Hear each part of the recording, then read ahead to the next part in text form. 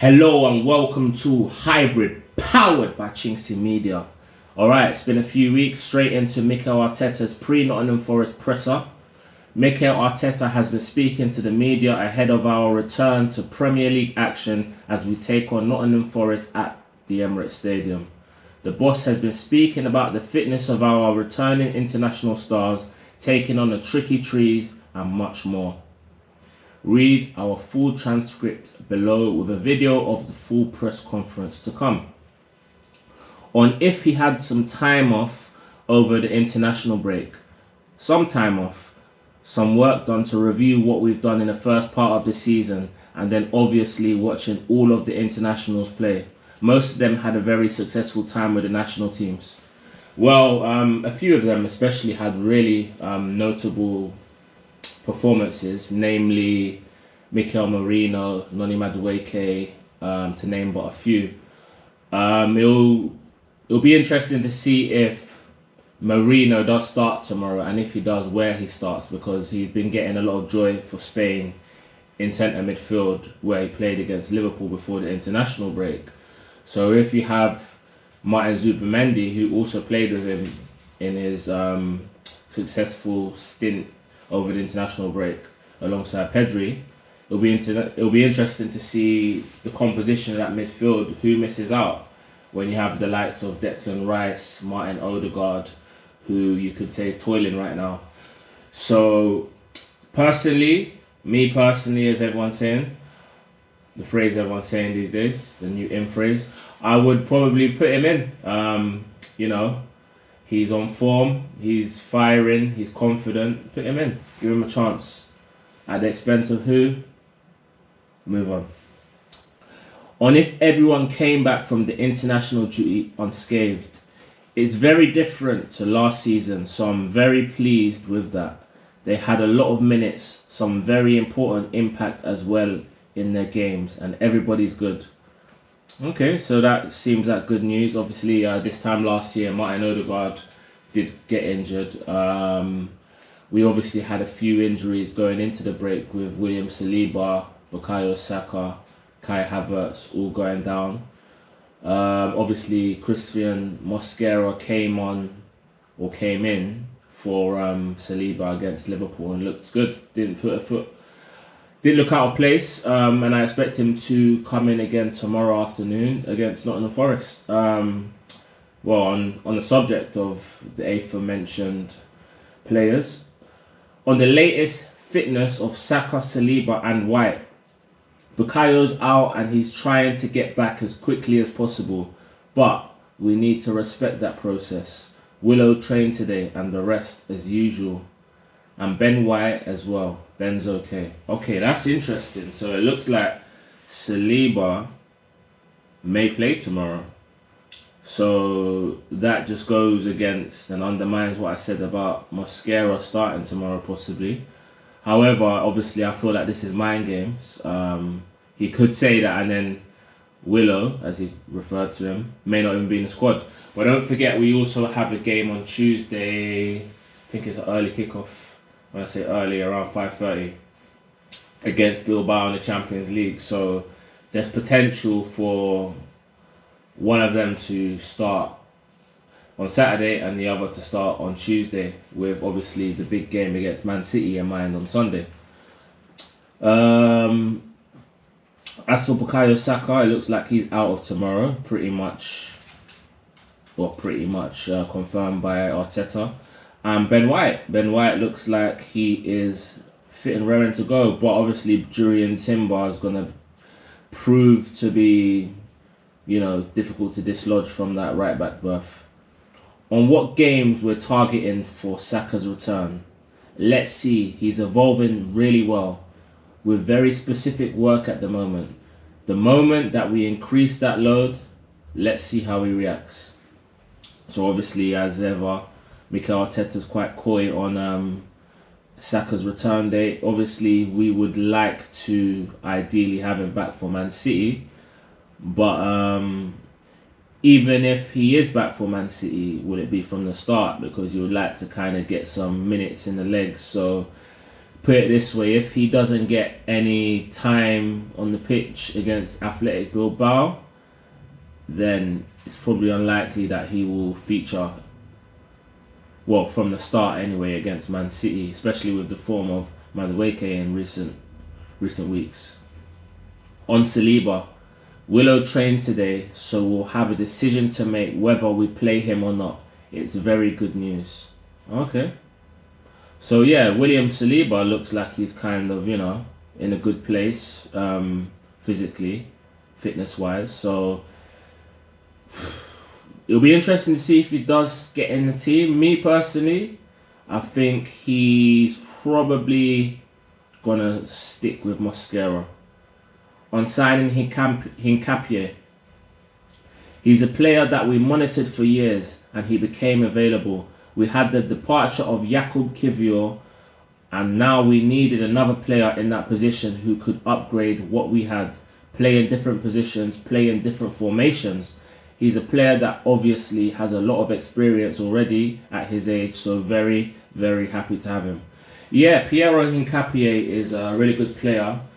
I've monitored him over the years at Bayer Leverkusen. He usually plays in a back three, on the left of a back three. But he reminds me of Ricardo Calafiori in the sense that he's got bags of energy, enthusiasm. He's marauding, got a lot of pace, got a lot of determination. He's gritty, got a lot of quality, most importantly. So he'll be vying for that two spots, the left back spot with Calafiori and Miles Lewis-Skelly, as well as the centre back spot when Gabriel's injured or when we're doing rotation. So yeah, Hincapie is a immensely talented player, young player, ambitious. So it's a good addition to the squad. On if he's ready to play, he's ready to go. He's trained for only 2 days with us. He had a long travel with the national team, a very successful game at the end against Argentina, but overall he's available.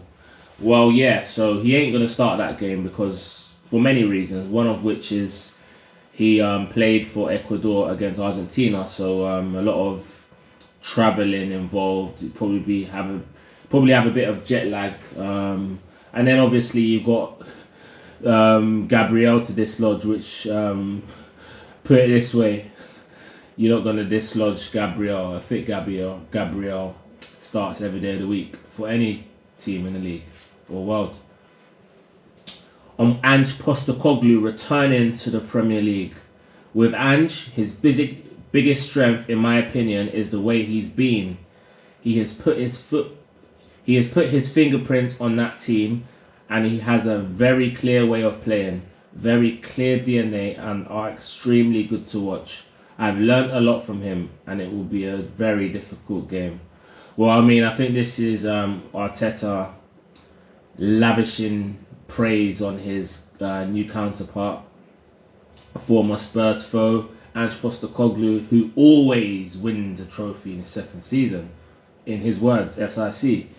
So it'll be interesting to see if you win something with Nottingham Forest in your second season, if you make it to it. But anyway, I think here Arteta's trying to kind of, convince Postecoglou to continue his gung-ho, cavalier approach against Arsenal. Because if that does happen tomorrow, then Arsenal will be scoring a lot of goals in a victory. That's for sure.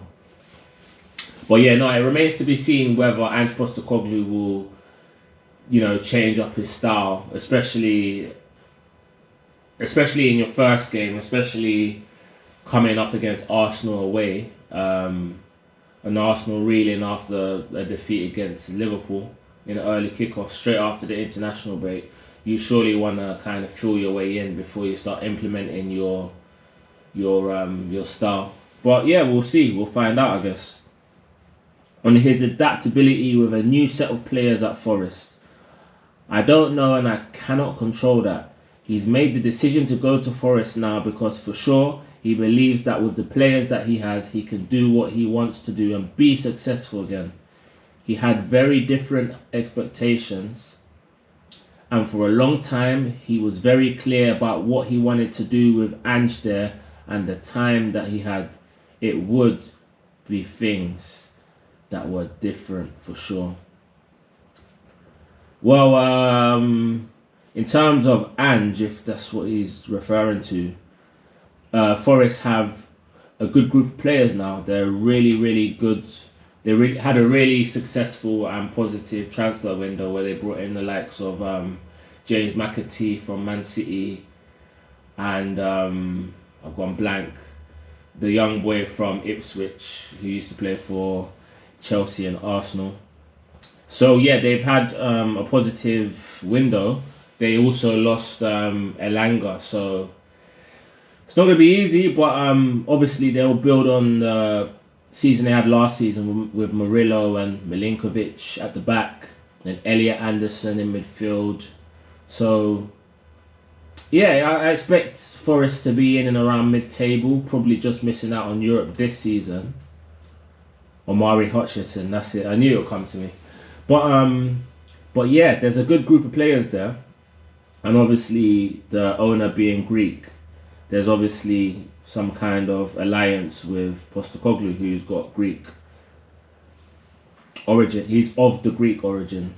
On how it changes our preparations for this game, you have to focus much more on yourself and improving and taking the game where you want to, because at the end now, even if you know the manager, the scenario can change after 5 minutes, 20 minutes, 60 minutes. The flexibility and understanding and preparation that goes through now in the Premier League. So what you expect for 5 minutes is not going to be the same picture for 95 minutes. So that's what we prepare for every single game. Well, yeah, I mean, I feel like Mikel Arteta's got to probably prepare for at least two eventualities, whether Ange does adopt his high line approach, gung-ho attacking style of football, or goes a bit more conservative, more mid-low block, which he adopted in the Europa League final, which he won with Tottenham last season. So it depends, but we've just got to be able to, you know, horses for courses really. I mean, we've got to have the personnel out there ready to, if it's toe-to-toe, go toe-to-toe and dislodge Forest, or if it's breaking them down, wearing them down, and then eventually taking them apart like we did Leeds, then it's got to be that as well. We've got to just get the team sheet right, get the mentality right, move the ball quick, be more attacking than we have been in recent times, and I'm sure we'll have a positive result. On Edu now being at Forest, I was very happy with Edu. I think Edu did a tremendous job at this club, especially where the club was at the time when he joined, and he was a big part of that transformation of the football club. Then he decided to leave, and Andrea's come in very different circumstances to the club and done an incredible job as well. It's not necessary to compare when you have two people at that level that are both so good.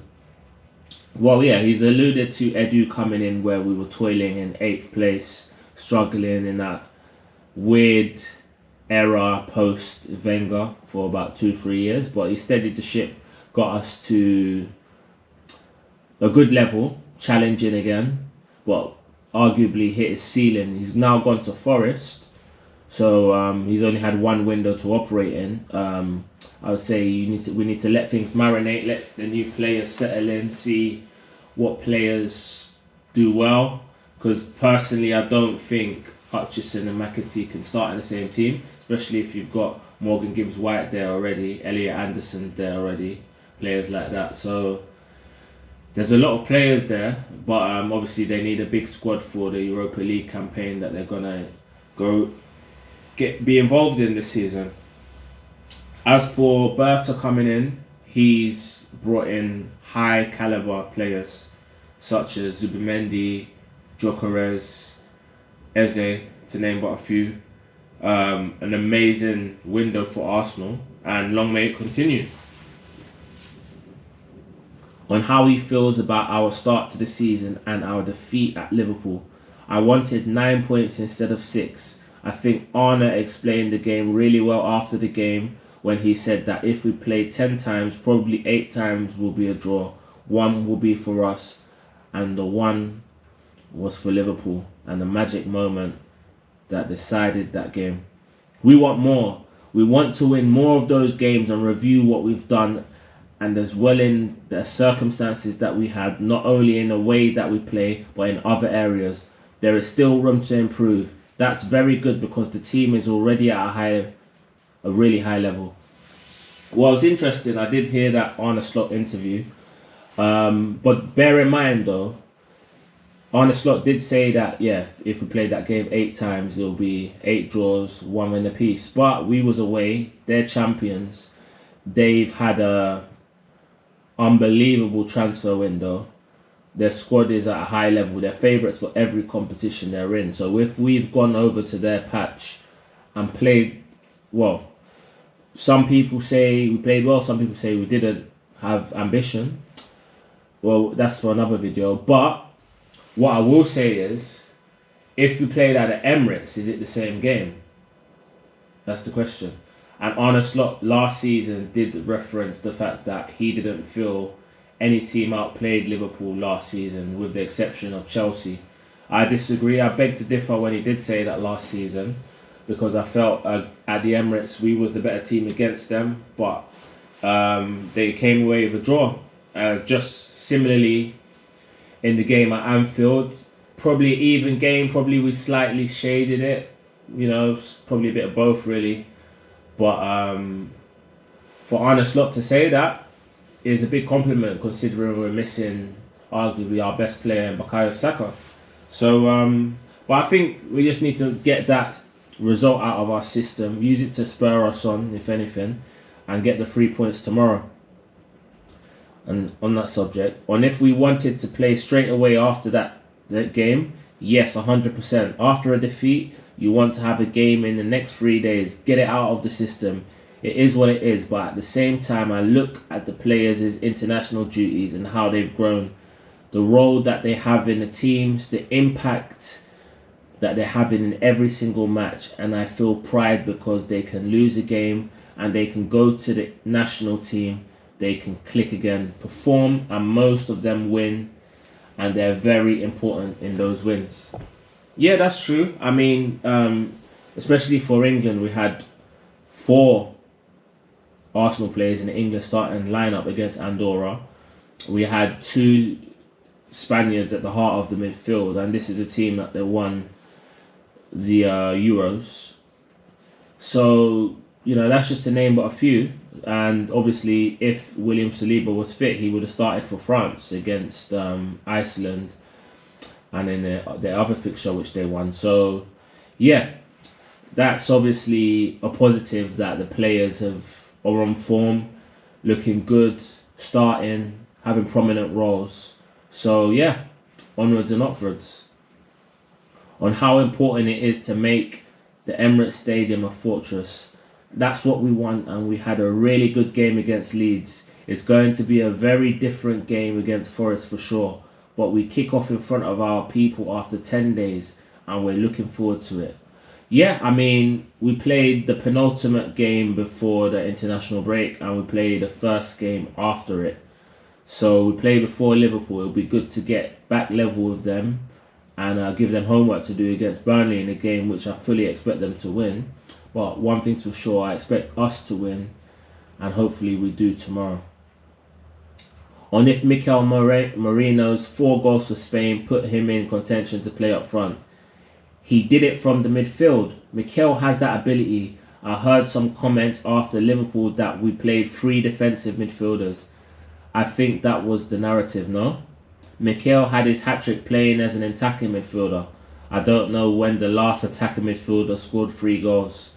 So very interesting to learn what the perception is, especially when you lose a football match, and how important it is to analyse and understand your players' quality in order to make decisions that are based on what you understand daily, which is very clear as well. Well, I mean, if Mikel Merino, which a lot of people refer him to as a defensive midfielder, then you could just, Arteta could have easily said, I don't know the last time a defensive midfielder scored a hat-trick. But no, let's put that to bed. Mikel Merino isn't a defensive midfielder. I know it makes for a good headline. Believe me, I know what makes good headlines. It makes for good headlines to call it 3 defensive midfielders. But with Rice, okay, you might get away with that even though he's more box-to-box, but it's probably better defensively, like more kind of natural defensively. Zubimendi is a defensive midfielder, but in terms of Mikel Merino, I think he's just a centre midfielder. Probably box-to-box-ish with more attacking instincts, with good on the ball, good finisher.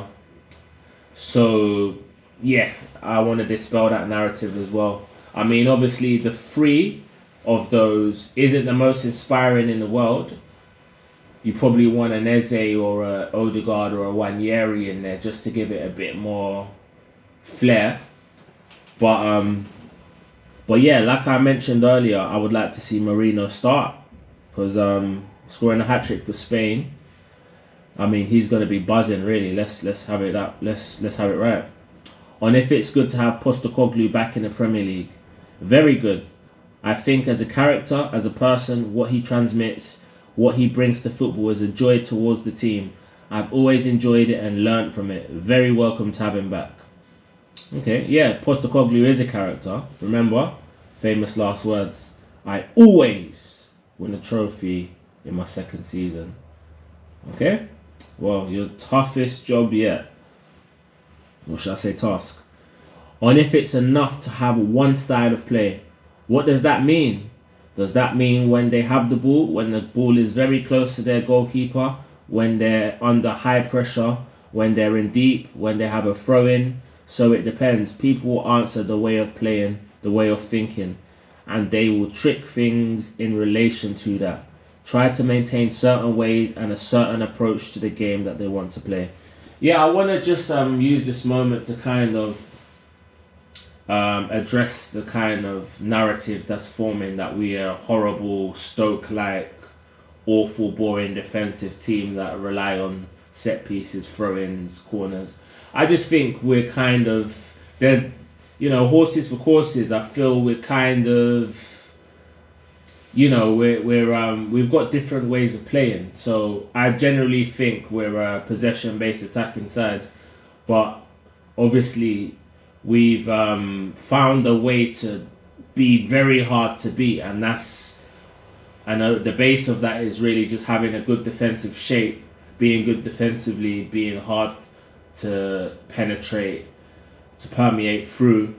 But the vast majority of teams that we come up against are afraid of what we can do if you do give us space. Ask Man City, Sporting Lisbon and Crystal Palace, as well as West Ham. They'll tell you. But I think, tomorrow I'm anticipating a low block against our football, and hopefully, usually more often than not, an early goal against a low block kind of opens it up a bit, just like the game against Leeds. So if we can get one, when I say early, I'm talking first 20-25 minutes, then I think the game will be easier as a result, although we've got to be wary of Forest's pace on the counter-attack. On his own DNA, we can go for a blood test and then you can tell us. Okay, I think Arteta's being a bit facetious there. On Raya's record as our goalkeeper, pretty good. It's the best in the history of this football club. It's unbelievable. Very good to understand the game, and especially when a few months or years go by. It's really good to look back as well and reflect on that. It is not I, it is we. We did it. And with the help, I think he has a tremendous impact on the team. Okay, so Raya's record as the goalkeeper is best in history of the club. Okay, I'm going to fact check that. Probably is. So does that mean he's the best goalkeeper in history of the club? But no, all jokes aside, David Raya is undeniably, arguably, the best keeper in the Premier League. And if he's not, then that's only because of Alisson's previous form in recent years. But if you just want to look at performances and form over the last 2-3 years, I think it's pretty obvious and clear that Raya's performed the best in that space of time, especially with his 2 Golden Glove awards. I think he's actually underrated as well, because not a lot of people view him in that kind of top bracket, elite bracket of goalkeeper. Because for me, he's definitely top 10 with the likes of Courtois, Alisson, to name but a few. Donnarumma as well.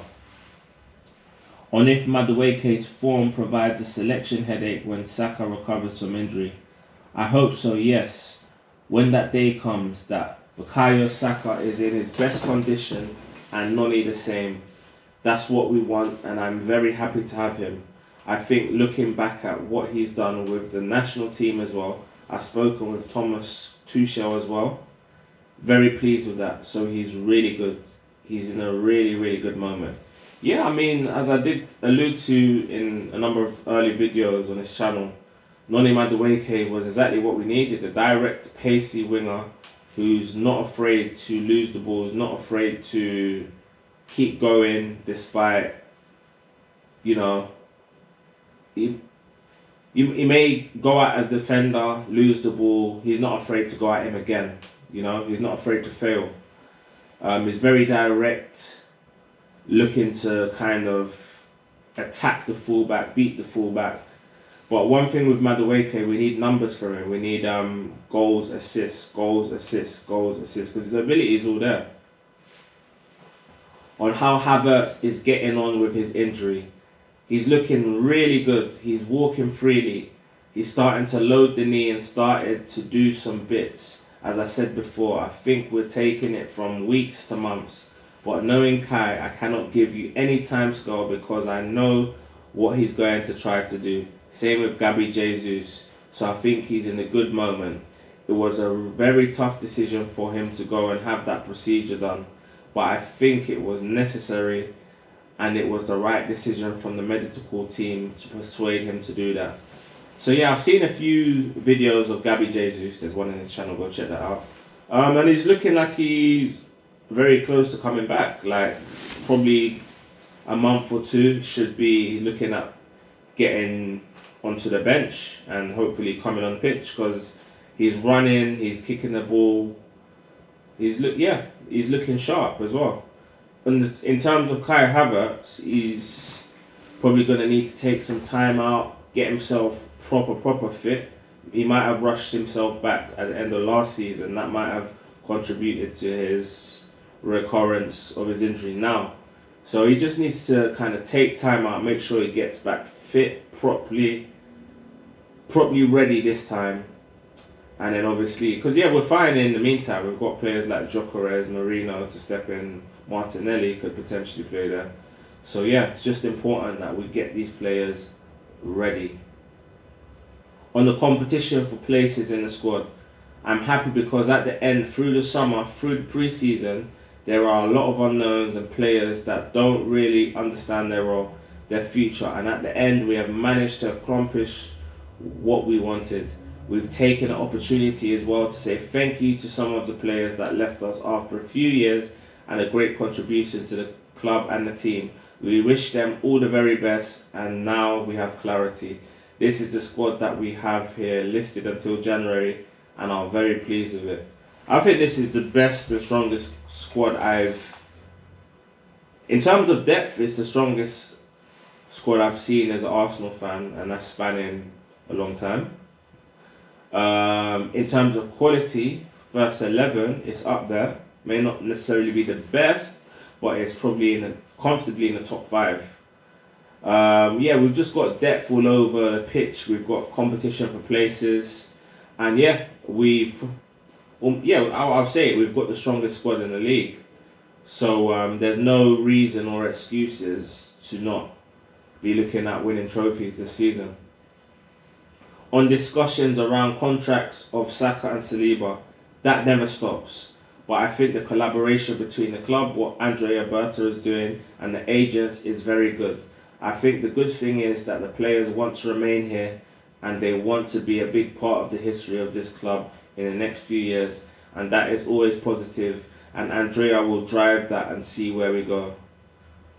I think I've seen and heard both players effectively want to stay at Arsenal. We're building a good thing right now. There's something going on at Arsenal where a lot of players want to join the club, but we just need to kind of get over that line so we can kind of convince these players that they're in the right place to win major honours, to reach their potential, and to become legends at this great football club. On if Saliba trained today, yes, he trained today. Okay. On if there's room for a joker in an Arteta team, I don't know if there's room for a joker in the society, in this industry, in football right now. I don't know if that will be respected and viewed as something positive. I think the credit as well went to former Chicago Bulls coach Phil Jackson for how he managed Dennis Rodman's personality.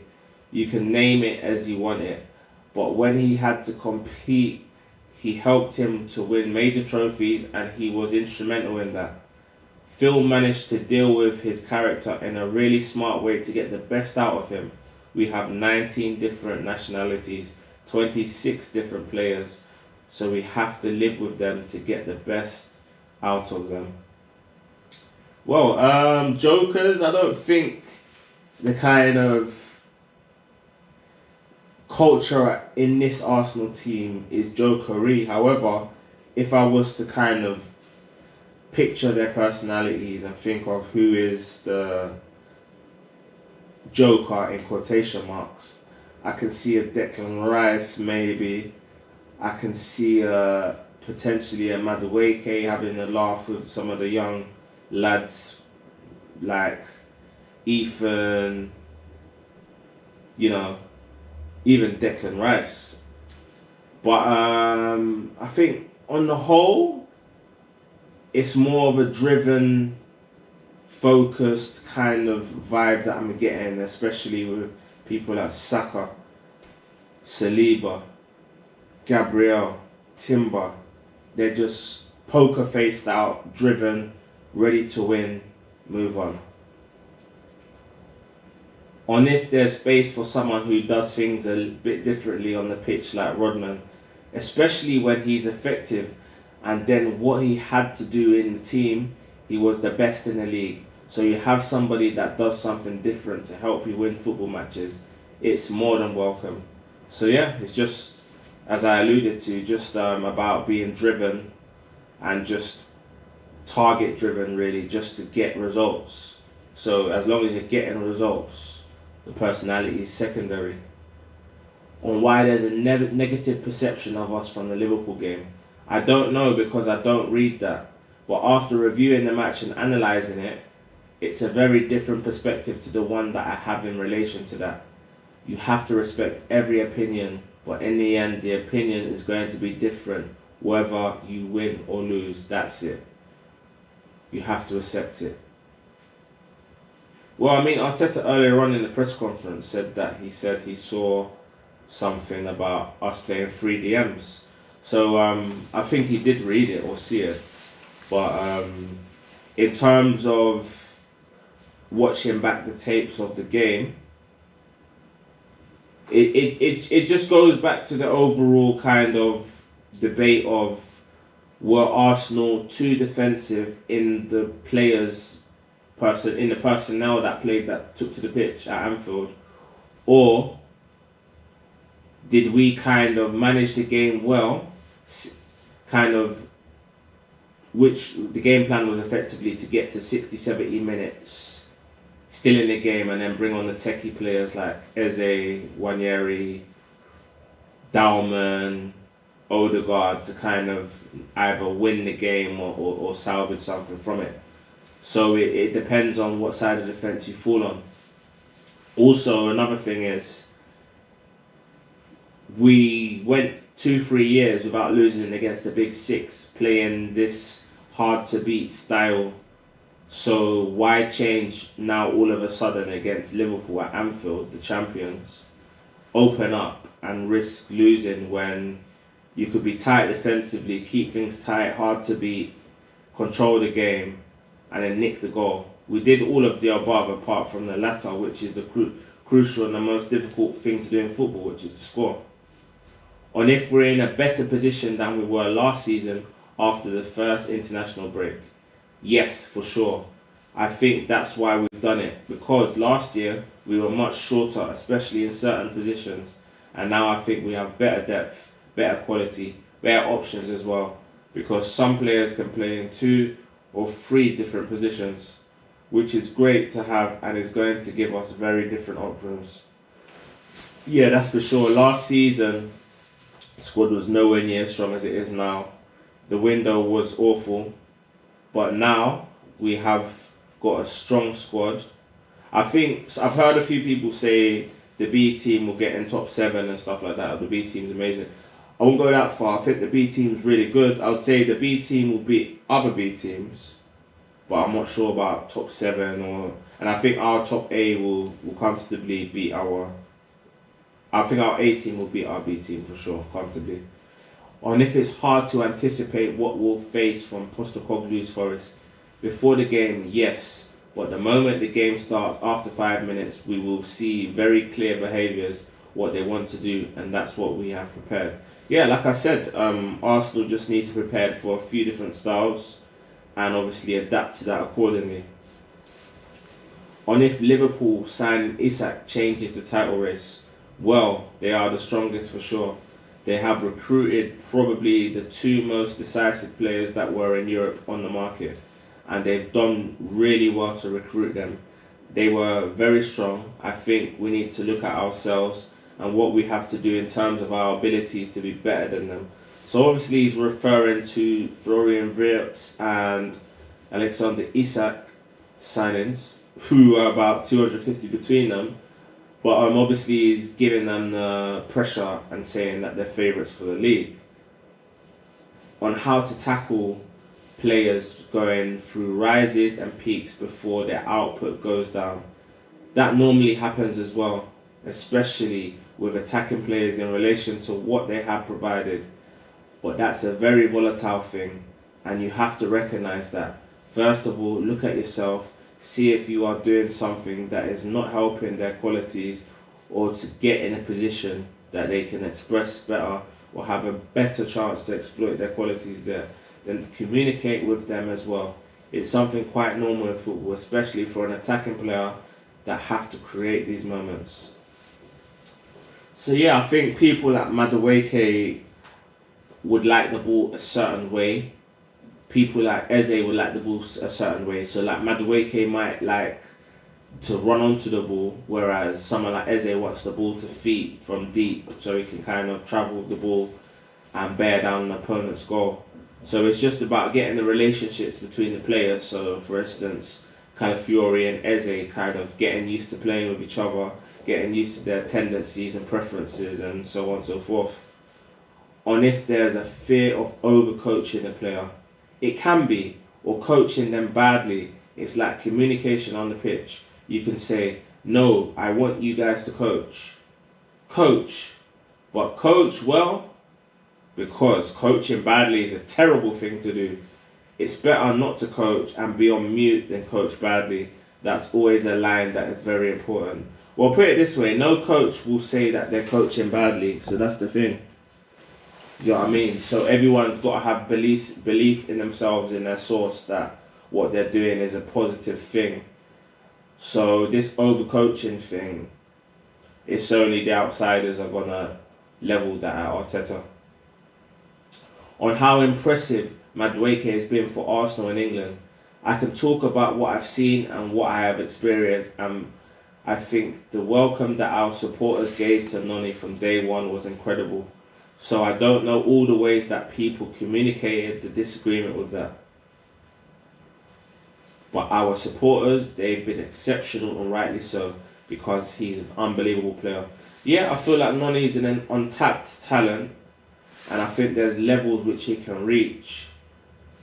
You know, he's a young man. I think he's 23 years old. So I think the more he plays with Timber, Ben White, the more he can kind of get a relationship going with them or him, and just build his confidence. I feel like, yeah, as I said earlier, goals, assists, that's what we need.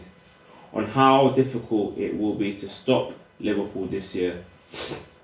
It's not about Liverpool, it's about the league in general and how difficult it's going to be with the level that it is to be so consistent and win the amount of matches you need to earn the right to win the Premier League. That's going to be a really long run for all of us. Well, yeah, Liverpool are rightly so the favourites, especially with their signings. They beat us a few weeks back, and also they're current champions. However, we need to focus on our job. Last season, we only lost 4 games, but we drew over 10.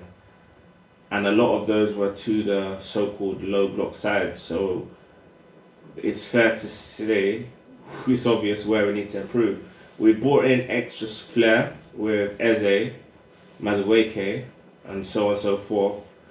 So it's just about kind of integrating those players in the team, assimilating them with the tactics, and kind of just letting them express themselves, especially Eze.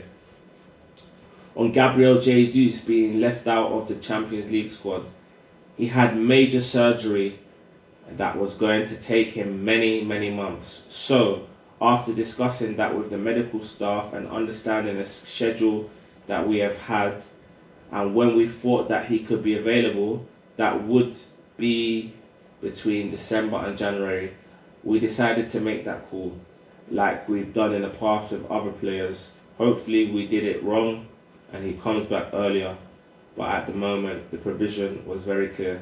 So I think, yeah, the fact that we could leave a player of the quality of Gabriel Jesus is testament to how the squad is right now, how strong the squad is. I mentioned earlier in this video that I thought Gabriel Jesus looks like he's ready to almost make a comeback in the next month or so. Arteta has mentioned December, January. I don't think Gabriel Jesus would feel the way, because if you actually watch the video on my channel, you'll see it in his face that he's ready. He's trying to come back ASAP. He ain't trying to wait till December. So if I'm gonna predict, I think October, November at the latest. I'd say October. I think we could see him in a matchday squad in October. So that being said, he should probably feel slightly disappointed that he isn't in the squad. On if he'll be back around December to start training with the team, it was around that time, the schedule that we had. It's been me, Hybrid, powered by chinkseyMEDIA, and we're signing out.